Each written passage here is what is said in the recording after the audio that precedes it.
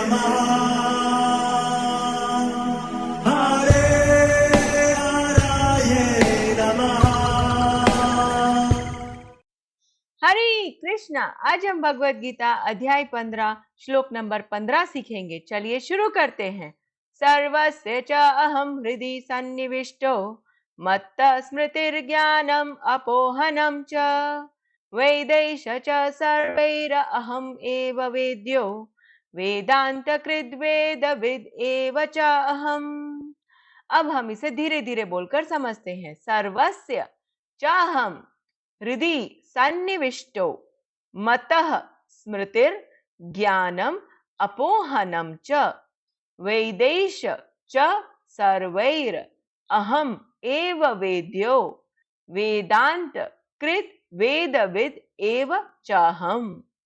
अब हम इसे फिर से गाते हैं। सर्वस्य च अहम हृदि सन्निविष्टो मत्तः स्मृतिर्ज्ञानम अपोहनम च वेदैश च सर्वैरहं एव वेद्यो वेदांतकृद् वेदविद् एव च अहम्। अब हम समझते हैं भगवान श्री कृष्ण इस श्लोक में हमें क्या बता रहे हैं। मैं प्रत्येक जीव के हृदय में आसीन हूँ और मुझसे ही स्मृति, ज्ञान तथा विस्मृति होती है। मैं ही वेदों के द्वारा जानने योग्य हूँ। निसंदेह मैं वेदांत का संकलन करता तथा समस्त वेदों का जानने वाला हूँ। हरे कृष्णा। चलिए अब हम महाप्रेम प्रभु जी से इस श्लोक के बारे में और अच्छे से समझते हैं। हरे कृष्णा जी। भगवान श्री कृष्ण बहुत दयालु है। उन्होंने 4 श्लोकों में हमें बताया कि किस तरीके से वे हमारी चिंता करते हैं। भले ही हम उनसे रूठ कर दूर चले गए, पर फिर भी वे हमारी सहायता के लिए सदैव तैयार है। बताया उन्होंने कि जो सूर्य की किरणें हैं, जो चंद्रमा की किरणें हैं, अग्नि का प्रकाश है और जो भी तत्व है, वो सब के सब भगवान श्री कृष्ण की शक्ति से चलता है। और इस श्लोक में बहुत सारी बातें भगवान श्री कृष्ण हमें बताते हैं। भगवान को फिर भी संतुष्टि नहीं होती कि भाई मैं अपने जीवात्मा के लिए सारे जो भी पोषण की आवश्यकता है सब की सब पूर्ति कर दिया, फिर भी बहुत चिंतित है। और इसलिए भगवान श्री कृष्ण हमारे हृदय में प्रकट हो गए। यहाँ पर बोला गया, मैं प्रत्येक जीव के हृदय में आसीन हूँ। कई लोग सोचते हैं भगवान कहीं दूर गोलोक वृंदावन में बैठे होंगे, रासलीला कर रहे होंगे, उनको हमारी क्या चिंता है। पर इस आदि लाइन में हमें पता चलता है भगवान श्री कृष्ण को हम सब की बहुत चिंता है और इसीलिए खुद प्रकट हो गए परमात्मा के रूप में हमारे हृदय में। और हम लोग जब भी कोई गलत कार्य करते हैं, अंदर से आवाज आती है, हृदय की धड़कन बढ़ जाती है, थोड़ा डर लगता है, अंदर से आवाज आती है, ये क्यों कर रहे हो? तो ये कौन बोलता है? तो पता चलता है वे भगवान श्री कृष्ण परमात्मा के रूप में हमें चेतावनी देते हैं, हमें सावधान करते हैं कि ये गलत काम मत करो। पर हम लोग ऐसे होते हैं, भोगों के पीछे भागते भागते उन सारी आवाजों को सुनना बंद कर देते हैं। जो पहली बार गलत कार्य करता है उसके मन में बहुत डर लगता है, बहुत घबराया होता है, पर धीमे धीमे बार बार करता है तो आवाज तो आती है पर वो सुनता नहीं है। और भगवान श्री कृष्ण इतने हृदय के करीब है, इतना हमको अच्छे से जानते हैं जितना कि हम खुद अपने आप को नहीं जानते। इतने दयालु भगवान जिस जिस शरीर में गए उस शरीर में हमारे साथ चले हैं। हमने भगवान को हर समय धोखा दिया। जब भी भगवान की भक्ति की बात आई, हमारे पास बहुत बड़ी लिस्ट है, पहले मैं ये करूंगा फिर मैं ये करूंगा। भगवान की भक्ति अरे बुढ़ापे में करेंगे, अभी क्या उम्र है हमारी। पर भगवान इतने दयालु है कि हमारी सारी गलतियों को माफ करते हैं। कब भी जब भी हमने एक बार सच्चे हृदय से बुलाया, तुरंत भगवान तैयार है। कभी भी उन्होंने ये नहीं बोला अरे उस वक्त तो मेरे को छोड़ के चले गए थे ना। भगवान इतने दयालु है कि सदैव तैयार है हमारी सहायता करने के लिए, हमें मार्ग बताने के लिए, पर हम ही ऐसे हैं जो भगवान से दूर जाने का सोचते हैं। और भगवान हमारे हृदय में विराजमान होकर हमको प्रेरणा देते हैं। कई साइंटिस्ट लोग बोलते हैं, अरे हमें भगवान की क्या जरूरत है, हम तो नए नए इन्वेंशन करेंगे, आविष्कार करेंगे, भगवान की क्या जरूरत है। तो उनसे पूछेंगे कि जी ये आइडिया किधर से आता है, कौन देता है आइडिया। सब लोग बोलते हैं एक आइडिया आ गया, पर कौन देता है आइडिया, किसी को नहीं पता। और हमें जब शास्त्रों का अध्ययन करते हैं तो हमें पता चलता है हमारे हृदय में भगवान श्री कृष्ण परमात्मा के रूप में विराजमान होकर अनुमंता और उपदृष्टा का कार्य करते हैं। अनुमंता का मतलब है स्वीकृति देते हैं। हम जब बहुत प्रयास करते हैं तो भगवान देखते हैं कि अरे बहुत प्रयास कर रहा है, चलो मैं इसके लिए कुछ सहायता करता हूँ। तो जो लोग समझते हैं भगवान इतना दूर है, वो इतना दूर नहीं है, वो सबसे ज्यादा करीब है। कोई जिसको हम लोग बोलते हैं ना भाई ये हमारे सुहृदय है, सुहृदय मतलब हमारे हृदय के बहुत करीब है। और भगवान श्री कृष्ण, एक मिनट, और भगवान श्री कृष्ण इतने करीब है हमारे हृदय के कि जब जब हमें आवश्यकता पड़ी वे हमारे लिए सदैव तैयार है। कभी भी हमें कभी भी चिंता हुई, घबराहट हुई, हमने प्रार्थना करी और हमें अवश्य लगेगा प्रार्थना में कुछ न कुछ प्रभाव अवश्य है। तो ये पहली लाइन में जब भगवान श्री कृष्ण ने बताया कि मैं हृदय में विराजमान हूं, सहायता करने के लिए सदैव तैयार हूं, और भगवान श्री कृष्ण से ही क्या प्रकट होता है, स्मृति, ज्ञान और अपोहन। अपोहन का मतलब है भूल जाना, मतलब भगवान श्री कृष्ण से ही हमें स्मरण होता है और भगवान श्री कृष्ण से ही हम भूल जाते हैं।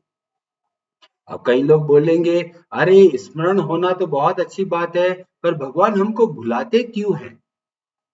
तो कहते हैं भगवान हमको भुलाना नहीं चाहते, हम खुद भूलना चाहते हैं, भगवान से दूर जाना चाहते हैं, और इसीलिए भगवान हमारी जो इच्छा है उसका सम्मान करते हैं, हमें डंडा नहीं मारते। और इसीलिए जो व्यक्ति भगवान से दूर जाना चाहते हैं उनको ऐसे ऐसे अवसर मिलते हैं जो धीमे धीमे भगवान को भूलते चले जाते हैं।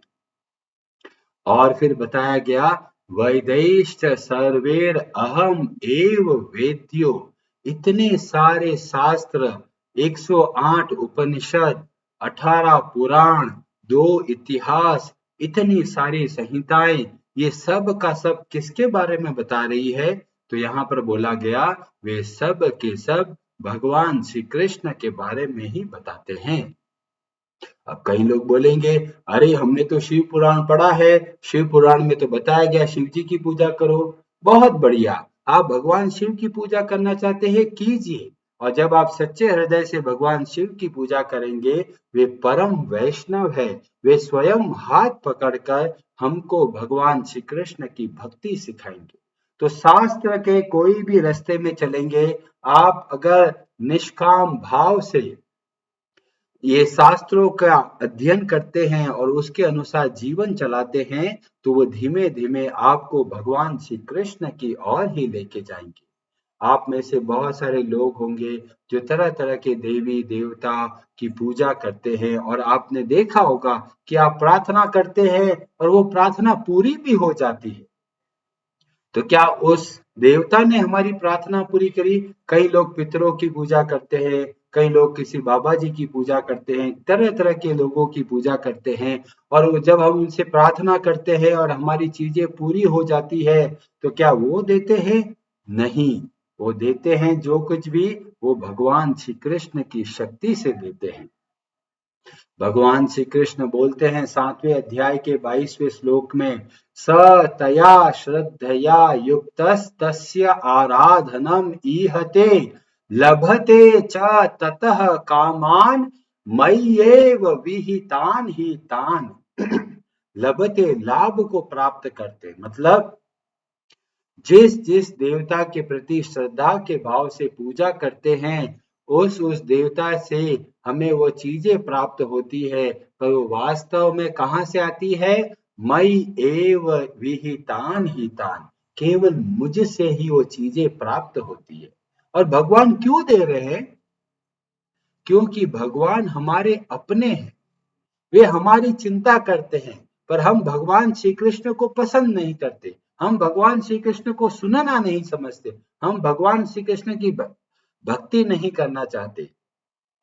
तो क्या करते हैं? भगवान इतने दयालु है, दूसरों के माध्यम से जो हमारी आवश्यकता है उसकी पूर्ति करवाते हैं। 7वें अध्याय के 21वें श्लोक में बोलते हैं, यो यो याम याम तनुम भक्तः श्रद्धयार्चितम इच्छति तस्य तस्य अचलाम श्रद्धाम तामेव विदधाम्यहम्। जो जिस देवता के प्रति श्रद्धा का भाव रखना चाहता है, कोई किसी देवता के प्रति श्रद्धा का भाव रखता है, तो भगवान श्री कृष्ण इतने दयालु है कि उस श्रद्धा को स्थिर करते हैं। मतलब हम किसी देवता की पूजा करते हैं और उनके द्वारा हमें कुछ चीजें मिल जाती है और हमारी श्रद्धा बढ़ जाती है। वास्तव में श्रद्धा जो बढ़ती है वो भगवान श्री कृष्ण की कृपा से बढ़ती है।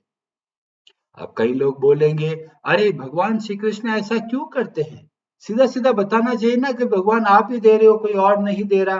तो भगवान इतने दयालु है, खुद को प्रकट नहीं करते, जो जैसी श्रद्धा रखता है उसके अनुसार उनके देवता उनकी इच्छाओं की पूर्ति करते हैं। पर उसमें एक समस्या क्या है? उसमें भगवान श्री कृष्ण बोलते हैं 7वें अध्याय के 23वें श्लोक में, अंतवत्तु फलम तेषाम तद भवत्य अल्पमेधसाम। जो देवताओं की पूजा करते हैं उनकी बुद्धि छोटी है। क्यों छोटी है? क्योंकि जो परिणाम मिलता है वह कैसा होता है? क्षणिक होता है, थोड़े समय के लिए कार्य करता है और फिर वो कार्य नहीं करता। और साथ में भगवान श्री कृष्ण हमें बताते हैं कि कैसे हम इस संसार से बाहर निकल सकते हैं। और इसीलिए बोला गया, वैदेश्च, वेद हमारे ऐसा है जो हमें मार्ग बताते हैं कि हमें कहाँ जाना है, कैसे जाना है। पर आजकल आप लोग देखेंगे अड़ोस पड़ोस में इतने सारे भगवान हो गए, कोई कहता है मैं इसका अवतार हूँ, कोई बोलता है मैं उसका अवतार हूँ। आजकल आप देखेंगे हर जगह पर अंध भक्ति दिखेगी, बिना सोचे समझे किसी की भी पूजा करने लग गए, किसी को भी अपना गुरु मान लिया, किसी के भी बताए हुए मार्ग के अनुसार चलने लग गए। पर भगवान श्री कृष्ण ऐसा नहीं बोलते। भगवान श्री कृष्ण बोलते हैं, तस्मात् शास्त्र प्रमाणम, शास्त्र के आधार पर निर्णय लीजिए कि किसकी हम पूजा करें, किसकी हम भक्ति करें, किसकी बातों को हम सुने और किसकी बातों को हम ना सुने। आजकल आप देखेंगे इतने सारे गुरु हो गए, ऐसे गुरु वैसे गुरु, ये गुरु वो गुरु, और बहुत तरह की बातें बताएंगे, पर शास्त्रों में से नहीं बताते, अपनी मन की बातें बताते जाते हैं। ऐसे गुरु हमारी कोई सहायता नहीं कर सकते। थोड़ा सा लाभ मिल सकता है पर जीवन मरण के चक्कर से बाहर नहीं निकाल सकते। और इसीलिए भगवान बोलते हैं, शास्त्रों का आधार लेना है। जो गुरु हमें शास्त्र के अनुसार सिखाए और पता चले कि शास्त्रों का सार क्या है, ऐसे गुरु हमारी सहायता कर सकते हैं। और बताया गया, जो भगवान श्री कृष्ण को भूलकर शास्त्रों का अध्ययन करता है वो वास्तव में केवल एक जो भार होता है उसको वहन करता है। जैसे बोलता है, अरे जी हमने तो बहुत शास्त्र पढ़े हैं, हमने सारे उपनिषद पढ़े हैं, तो पूछते क्या भगवान श्री कृष्ण की भक्ति करते हो? जी वो तो हम नहीं करते, हम योग करते हैं। तो ऐसे गुरु ने अभी तक शास्त्रों का सार नहीं समझा है। क्योंकि महाभारत के शांति पर्व में एक बहुत सुंदर डिस्कशन चलता है और वहां पर जो अध्याय 318 श्लोक नंबर 50 में एक बातचीत चल रही है याज्ञवल्क्य और एक गंधर्व राज के बीच में। और वहां पर याज्ञवल्क्य जी बहुत अद्भुत बात बोलते हैं और बोलते हैं, सांगो पांगानि अपि यदि यश्च वेदान अधीयते वेद वैद्यम न जानीति वेद भार वहो ही सह। जो बहुत सारे शास्त्र पढ़ता है पर शास्त्रों में जो बताया गया है जिसको समझना है उसको नहीं जानता, वो कैसा है? बताया गया है वेद भार वहो, वो केवल वेदों का बोझ उठाता है, शास्त्रों का जो लाभ है वह नहीं ले पाता। और इसीलिए हमें बताया गया अगर आप शास्त्र को अध्ययन करते हैं तो अगर भगवान श्री कृष्ण की भक्ति तक नहीं पहुंचे, इसका मतलब शास्त्र को अच्छे से नहीं समझा है। बहुत सारे लोग अलग अलग उपनिषद पढ़ते हैं और तरह तरह की बातें बताते हैं, पर अगर भगवान श्री कृष्ण की भक्ति नहीं सिखाते तो समझिए उन्होंने शास्त्र को अच्छे से अध्ययन नहीं किया है। क्योंकि वेदैश्च सर्वैर अहम एव वेद्यो। और भागवतम में बहुत सुंदर तरीके से अजामिल की कथा जब हम देखते हैं तो उसमें यमदूत और यमराज के बीच में डिस्कशन चलता है। यमदूत बहुत नाराज होते हैं, अरे हम अजामिल को लेने गए थे पर हम अजामिल को पकड़ के नहीं ला पाए क्योंकि कोई विष्णुदूत आ गए और हम लोग कुछ कर नहीं पाए। ऐसे कैसे काम चलेगा, हम कैसे जीवों को लेके आएंगे। और वहां पर यमराज बहुत अद्भुत बात बोलते हैं और यमराज बोलते हैं और ये पता चलता है भागवतम के 6 स्कंद के अध्याय 3 श्लोक नंबर 19। वहां वर्णन आता है धर्मम तु साक्षात भगवत प्रणीतम। जो भगवान करते हैं वही वास्तव में धर्म है और ऐसे धर्म के अनुसार हमको जीवन चलाना चाहिए। तो भगवान हमें शिक्षा देते हैं शास्त्र के अनुसार, शास्त्रों के अनुसार हमें अपने जीवन को चलाना चाहिए। पर धर्म की गति बहुत गहन है और कई बार बड़े बड़े लोग भ्रमित हो जाते हैं। और हमें देखने को मिलता है महाभारत के द्रोण पर्व में, वहां पर वर्णन मिलता है कि द्रोणाचार्य बहुत भयंकर तरीके से युद्ध कर रहे हैं और उनको मारा नहीं जा पा रहा। और उस वक्त भगवान श्री कृष्ण बोलते हैं इन द्रोणाचार्य को मारना बहुत जरूरी है, अगर उनको नहीं मारेंगे तो धर्म की विजय नहीं हो पाएगी। और धर्म की स्थापना करने के लिए अगर झूठ भी बोलना पड़े तो ऐसा झूठ सत्य से बढ़कर है।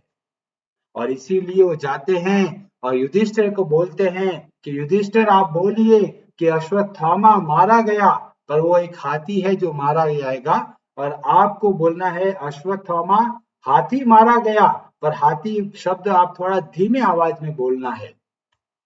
युधिष्ठिर बहुत चिंता करते हैं, अरे मैंने सदैव सत्य का आचरण किया है और अब मैं झूठ क्यों बोलूं। तो भगवान बोलते हैं धर्म की स्थापना बहुत जरूरी है। एक व्यक्ति के धर्म और अधर्म से जो पूरे समाज का धर्म का बहुत भारी महत्व है। और ऐसे समय में असत्य बोलना सत्य बोलने से ज्यादा बढ़कर है और इसीलिए आपको ये कार्य करना है। और युधिष्ठिर फिर वो समझते हैं, क्योंकि जब वो पूरी पिक्चर समझते हैं तो अगर पता चलता है एक झूठ बोलने से अगर हम धर्म की स्थापना कर सकते हैं तो ऐसा झूठ बोलना वास्तव में बहुत उत्तम है। और युधिष्ठिर वैसा ही करते हैं और यही बात यमराज बोलते हैं धर्मम तो साक्षात भगवत प्रणीतम। धर्म की गति बहुत सूक्ष्म है, हम उनको नहीं समझ सकते, इसीलिए हमें भगवान के भक्तों की आवश्यकता होती है। हरे कृष्णा जी, आप सबका बहुत बहुत धन्यवाद। हरे हराये नमः।